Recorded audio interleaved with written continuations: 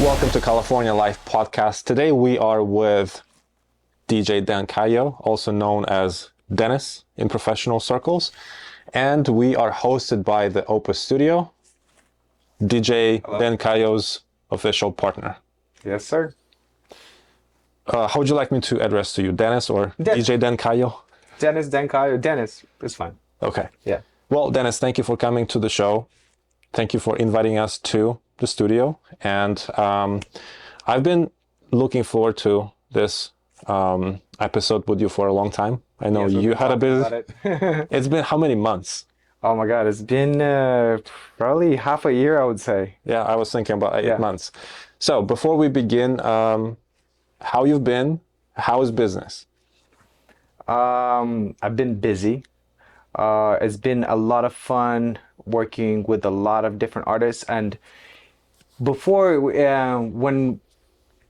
those 8 months, right? Like before the last time we saw each other, I've been doing a lot of music now recently, and it's nothing that really happened in the business model or anything of the studio, but we've been doing a lot of film related stuff. Nice. And video, commercials, audiobooks, voiceover. We even been doing we recorded some one person and sending the audio files to train an AI. Nice. So basically the guy sold his voice rights to the company that was and it was very interesting process of, it was odd because we did a lot of recording. We did about 20 hours of recording. Wow. That's quite interesting. A lot of people in the business, film, TV, music, audio, a lot of influencers connected somehow with the industry, calling themselves producers or whatever. They complain that the industry is a slowdown, blah, blah, blah, blah, blah, blah, blah. You are busy. I'm busy. How, why? I would really like to open up the eyes to everyone and to tell them, hey, it's not as negative as the majority talks. Everybody is scared of AI. I think that's one of the major reasons, because AI is being not progressing, but having huge leaps. And I think if you can beat it, join it. I think it's great to embrace technology. We don't see any more people walking around with CDs. Everything is streaming. Everything is so. Everything, even a bad experience, can be used as a lesson, or it can be used for good. That's why I think AI can. People that know how to use AI can have a huge advantage over people who are rejecting it and staying away and criticizing it. That can be, for me as a producer, for example, there is this huge AI tool which is called Suno. Okay. Text to music. Wow. Full with vocals, you can tell there is stuff that is kind of like too perfect. And you can tell that it's kind of, there is something going on. You can't really pinpoint it, but you can tell that it's a little bit of a difference. But that can be an inspiration. So I think with AI, creative block is out of the window. Wow. There is no more creative. We were working with this artist in the studio, and he came. He had the instrumental ready.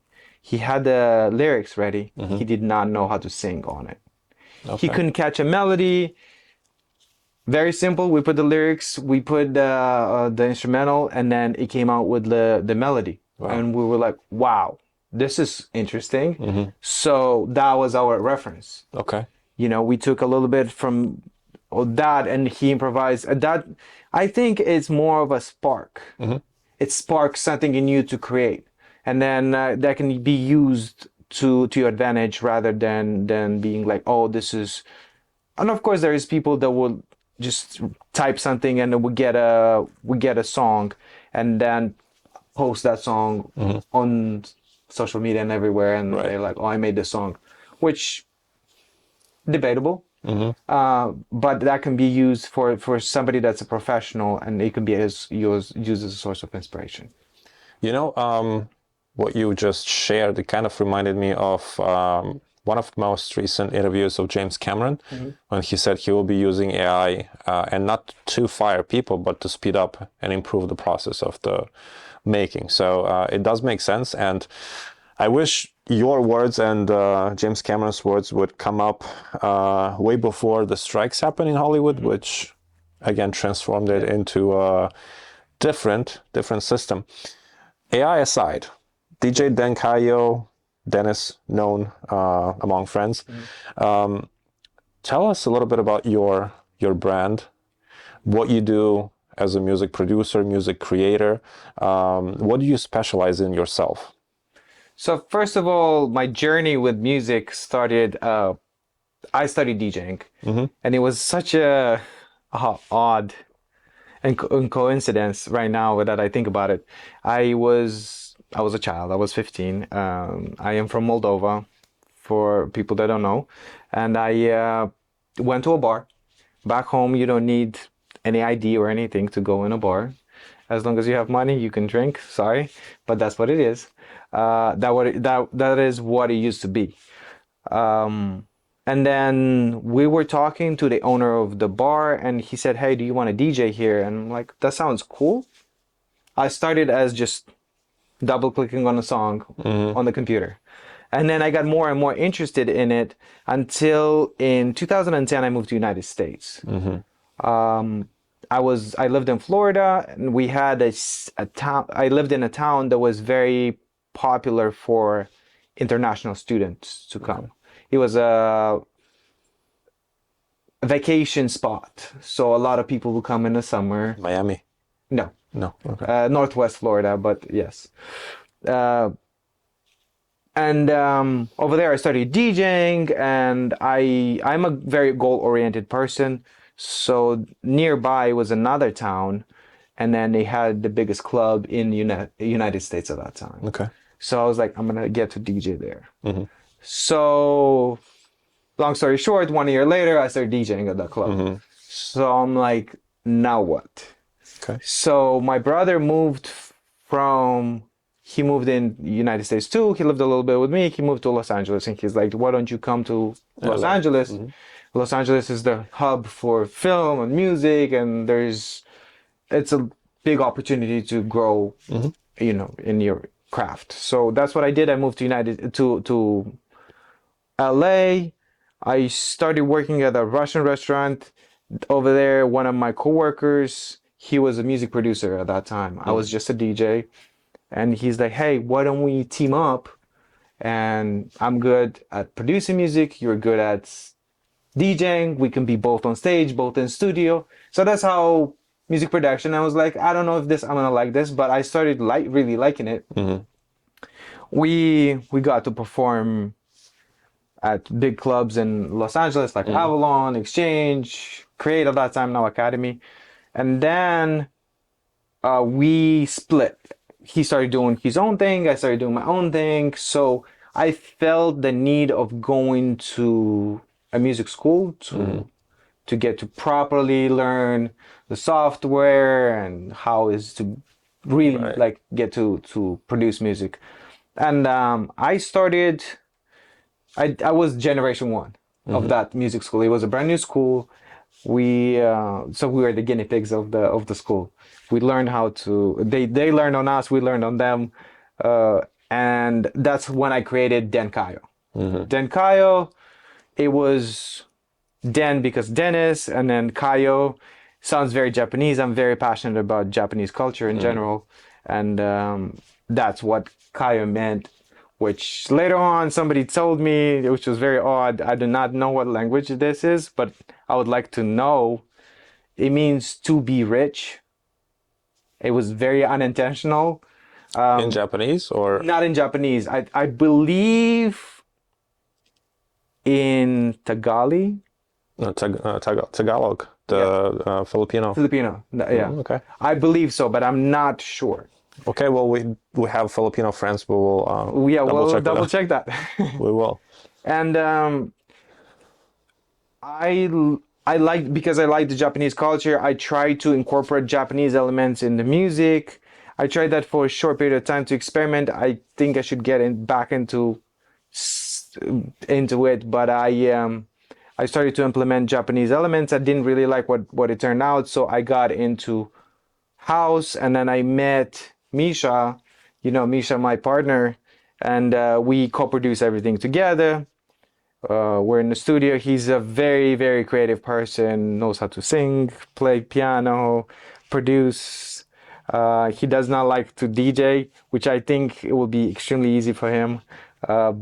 And yeah, since I met Misha, my skills, I think, exploded. So like I really got comfortable, and even though I do not, and by the way, I do not play any instruments, but I know the basics of music theory, so there is way around it. You don't have to play an instrument. It's an amazing thing to know, and I think it will be a big help if you're play an instrument and you want to get into music production. It will be amazing. It'll be very easy. But if you don't worry, you'll be all right. You will, as long as you're passionate about it, you'll get through and you'll find a way to work around it. Well, in my case, in film and television, what I've been following always is what the market wants. You could be playing guitar or a piano, Yeah. but if the market is consuming, for example, as you do electronic music, Yeah. it's a totally different thing. And then you create it the way you create it for the market, and that's what sells. And a lot of people, they are kind of stuck in thinking that in order to make film, you have to go to school. I'm telling them, you need to know the market. Yeah. And then whatever market wants, you create a product to sell. Yeah. The same thing, kind of what you are describing. And you mainly do electronic music. Yes. Could you tell us a little bit about that? What is that you do? What kind of theme, feel to it? So my thinking, because I consider DJing being my strong side, is I want to make music that I can DJ, which is dance music. Right. So my music, I started making house music, and then I got into melodic techno, and Misha's like, let's just make music. So because I am not at the level that I am known as a brand, I think I want to take advantage of my creative freedom. So if I feel like I want to make a drum and bass song, I'll make a drum and bass song. If I feel like I want to make a pop song, I'll make a pop song. It doesn't mean I'm going to release it. I usually test ideas with friends and family.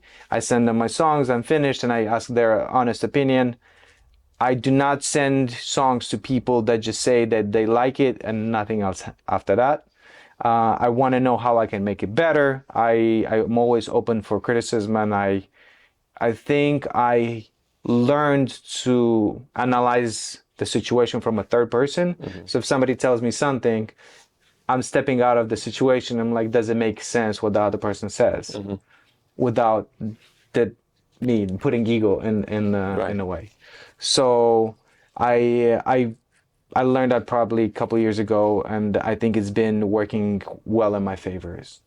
And I think it's important for people to take criticism in a good way, because you give 100% and then listening to other people's opinions, still you listen to other people's opinions, you do how you think is right.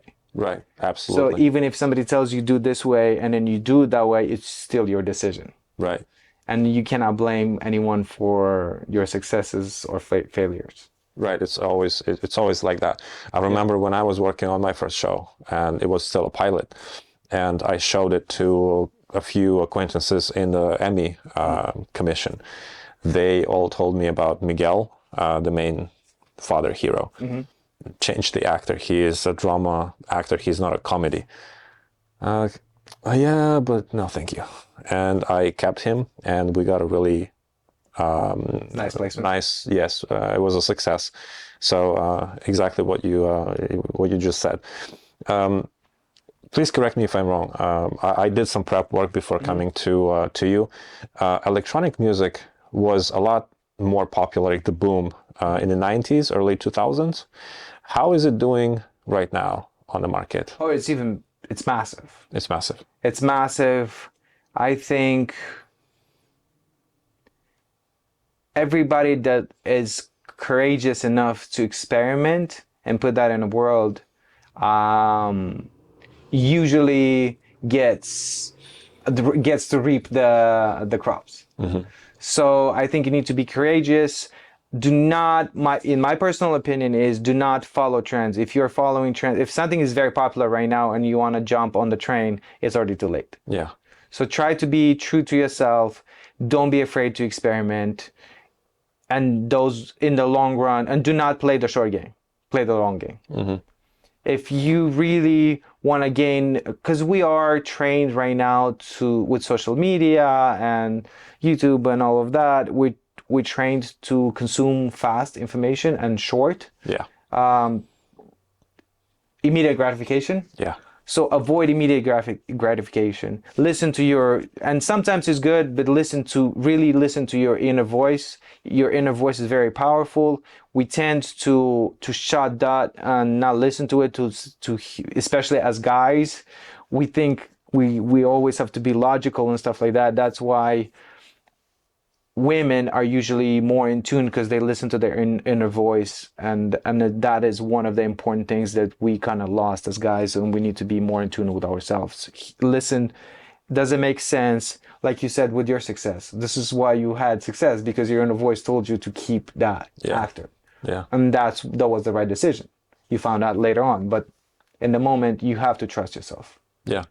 Well, I guess it was a combination of just confidence and maybe a little cocky. It's like, yeah, whatever.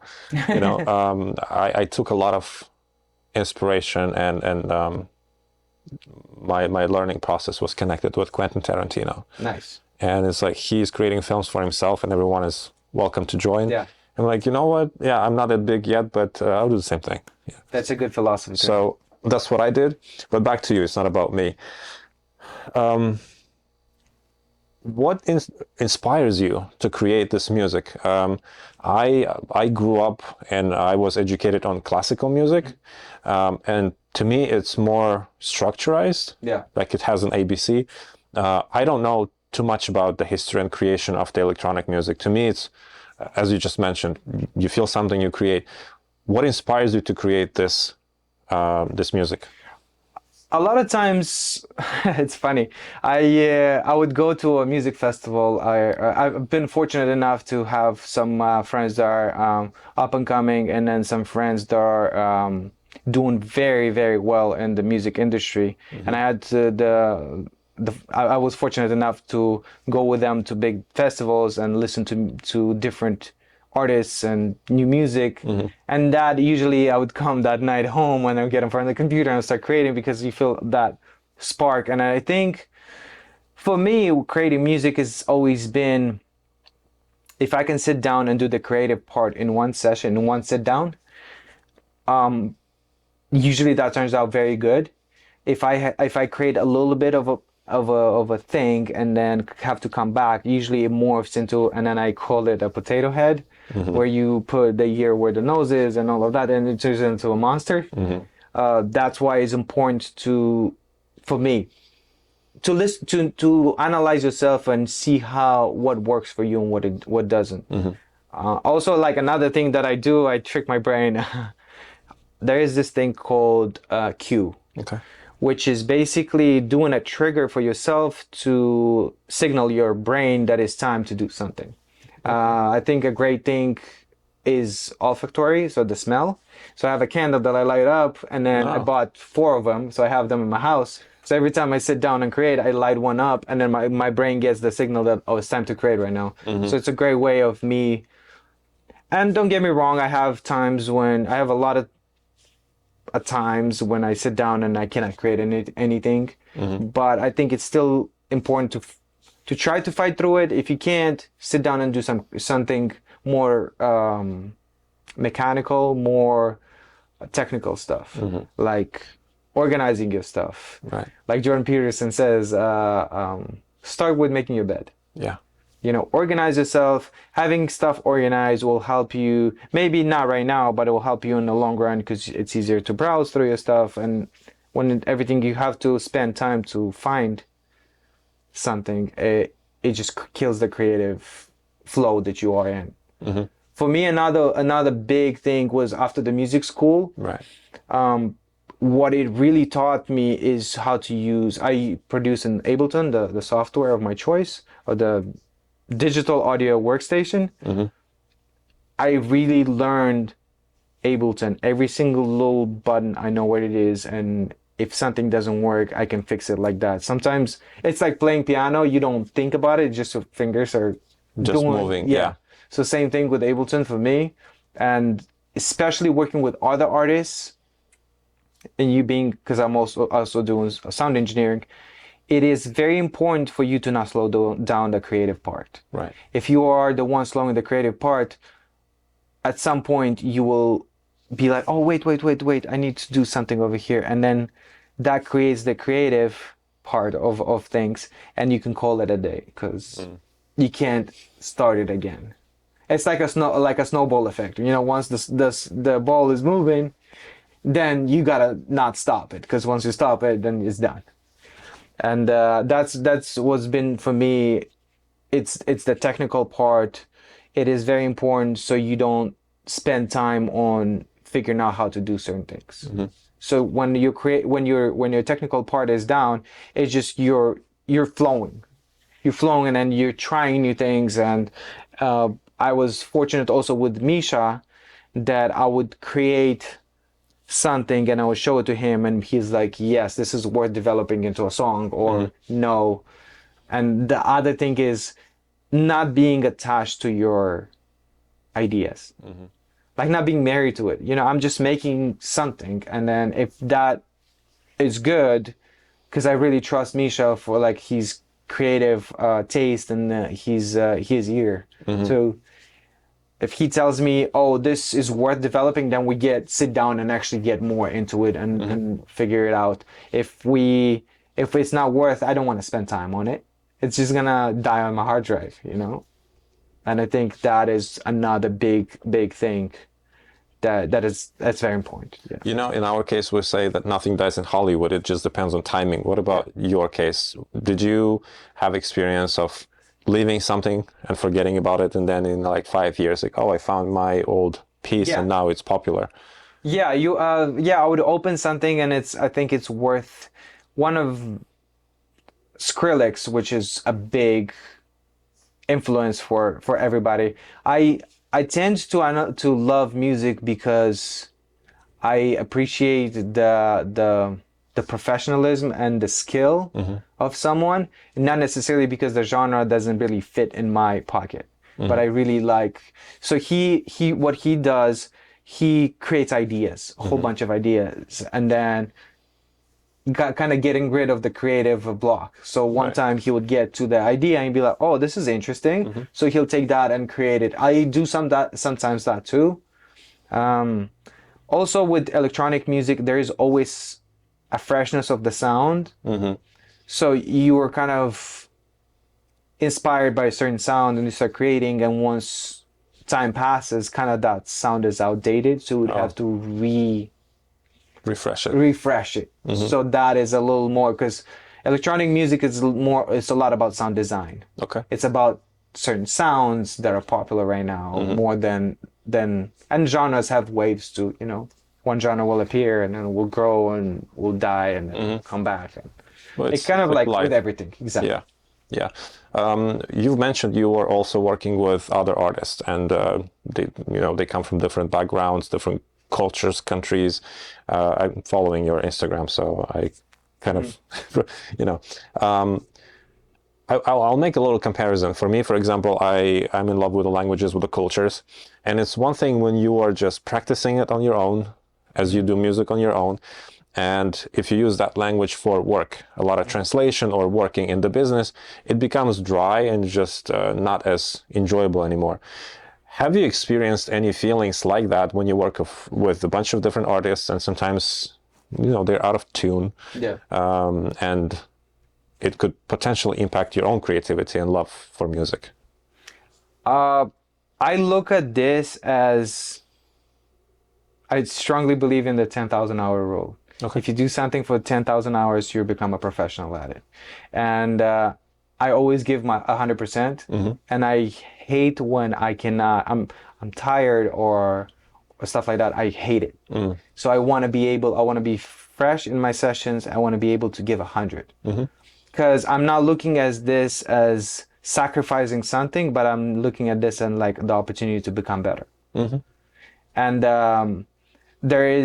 I've worked with people that are first time in the studio, and I've had, most of them were amazing experiences. Because a lot of times they take criticism, or they take ideas and spark something, and they're excited about it. And I feed off that excitement of being in the music in the studio the first time. I'm like, wow. So I'm trying to, as a sound engineer, I believe is very important. It's 90% psychology. So you have to make the person feel comfortable and safe. And if they do, they'll give you the best that they can. And sometimes you kind of tend to learn how to figure out if a person can be pushed to squeeze more out of them. And or sometimes this is it. This is kind of like the ceiling. And yeah, and then I always say that that is very important for an artist, to just to keep, to listen to stuff and take your own decision. Take the ideas. You don't have to do what I say, but at least take that as a spark to start your fire. Yeah. That makes a lot of sense. You've also mentioned that you work with a lot of beginners. Yes. One of them is Jocelyn. You saw her being a little baby doing her first thing, and then you've worked with her quite recently on I don't know if you're allowed to say. I didn't sign any NDA, so I'm assuming yes. On an Airbnb commercial. So yeah. Could you share with us and also for her, records, how did you see her evolving, growing? That's very interesting to me. The very first time, it's funny. I work with a lot of kids too, so I'm used to that like young energy, like giggling, and I know I've been there, so we have to learn a lot from them too right now, because we get into our routines and we kind of derail into being always serious, but getting that playfulness from them. And I remember her from giggling, and as I was telling you earlier, when you can have like a serious conversation and kind of jump into the creative process and feed off each other, hey, I kind of want more seriousness, or I want more play, and then she would take that and then give me even better. Then I was thinking, so because I always say that if we were in a session together, I don't work for you. I work for the piece that we're working on right now. Either it's a song or commercial or a TV show, whatever. We work for the piece. So we don't have egos involved. Everything is feeding the project. So she's been great with, and we had like a little bit of a confusion because it happens in the creative space world, that you like sometimes, what do you mean? And and it was a triangle. So it was the director here, it was me, the sound engineer, trying to squeeze out of the artist and the artist. So we're like, it's kind of like a triangle. So like I'm like listening to what he trying to say, and I'm trying to explain to her, or the other way around, or she's like, and it's been amazing, because we basically walked in with nothing, just the video, and we had to put audio behind. And I'm still working on the music piece of the whole thing. So yeah, Jocelyn, and we've done just interview, we've done live work in the studio when they were singing, and then we did a music video. So we've done with her more than just one dimensional, like somebody, for example, as they do only sing or only electronic music DJing or only this. No, like she's been like versatile with her instrument, which I call the voice, right? Yeah. So it's been interesting to see her grow and go through that. Yeah, even the voice change. Yeah, yeah. Well, you can also consider yourself as her early mentor because we brought her first time with our show on air. Yeah. And she just got baptized by Irene, the lady who introduced us. It was like a rebirth on the stage, which I'm proud of capturing on camera. And then she started working with you. And I think for her, that was probably one of the most precious experiences because thanks to you, she is growing, even though she's sometimes lazy, but you know, kids are kids. Now We all are. Yeah, now she's she is a person I am really, really proud of. Yeah. The way she grows and she thinks and everything. Back to kids. What would you say are your highlights of working with the kids versus working with adults? I think we have a lot to learn from kids. Yeah. They take everything more playful, which a lot of times we have an idea in our head, and until that happens, we're not satisfied. While they are more at play with things, so it feels fun to do work, and I kind of try to apply that to my music when I create music to have fun when make music, because it's good to have goals. Don't get me wrong. It's a must to have a goals to achieve, because that's basically you're measuring your success, your progress, or Right. But at the same time, if you're not having fun on the on the way to your success, when you get success, you're not gonna have fun either. Yeah. It's just gonna be you're gonna be an empty person with, at best, a couple tens of millions. Well, that's not too bad, but Yeah, I hear you. That's why I keep working with my little mentees, whether they are 10, 11, or like Jocelyn, in their teenage phase already. Dennis, thank you for your time today. I would love to record more episodes with you. Maybe even let's think of your own show on our platform. We have already a decently established audience and is growing. yeah. And By the way, I've been watching. It's great. I've been watching some of the interviews. A lot of precious information from the guests that you had. Yeah. yeah, well, we focus on the community, we focus on small businesses, and everything that we do, even though sometimes people would not think of it this way, but it's always a system. Yeah. Because if, let's say, we have someone coming and they do real estate or rental, they would need content. And content depends heavily on music and sound. Yeah. You could create a best looking visual. If it sounds awful, it's a loss.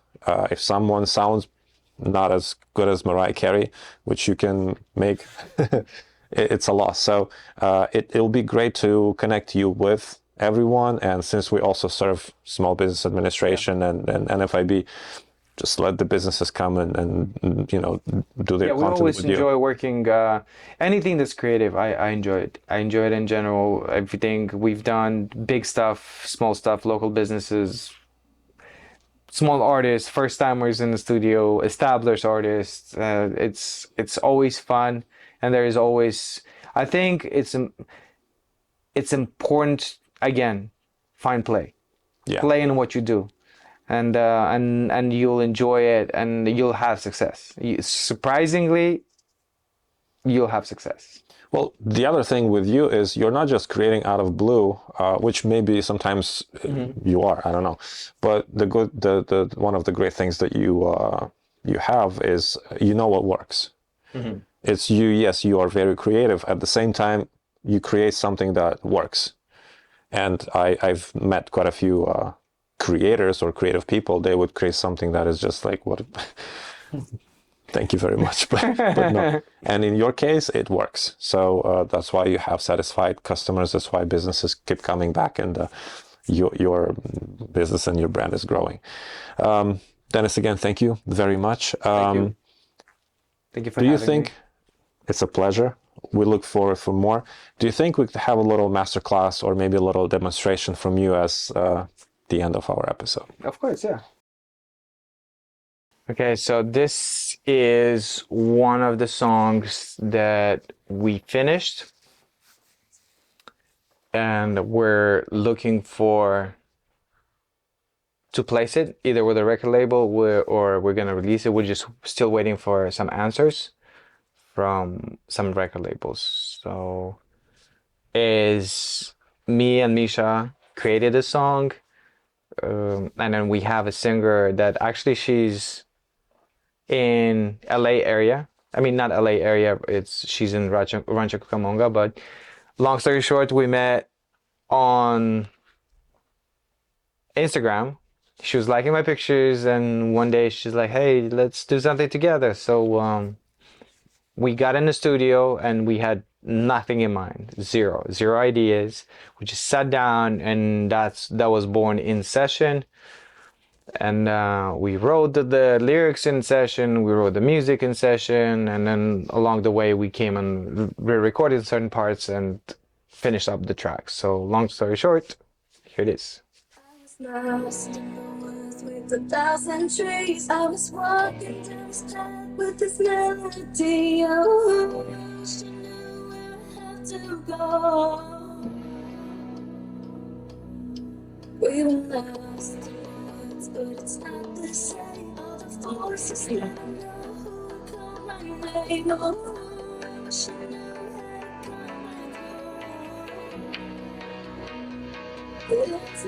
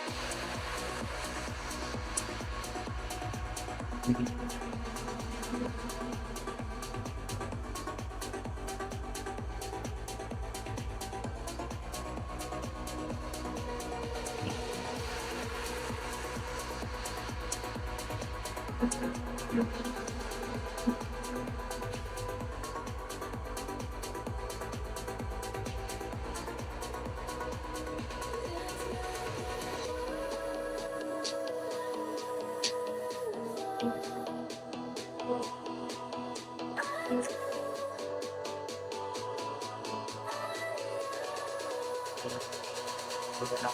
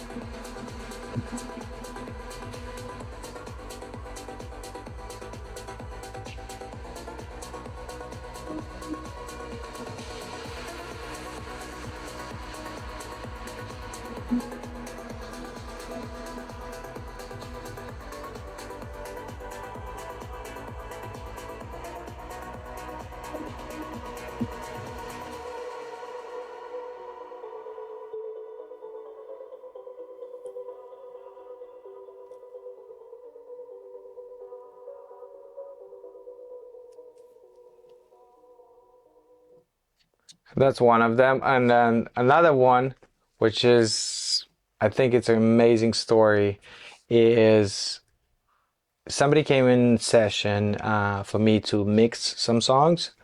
And then we started working, we started talking. It was son and dad. So they live together because the mom and the dad are divorced. So like the son lives with the dad, and he became really big in the streaming world. So I really liked one of his songs, and I was like, oh, I like to do a remix on your song. So long story short, it's a very different genre than my other one. As I said, I like to make music.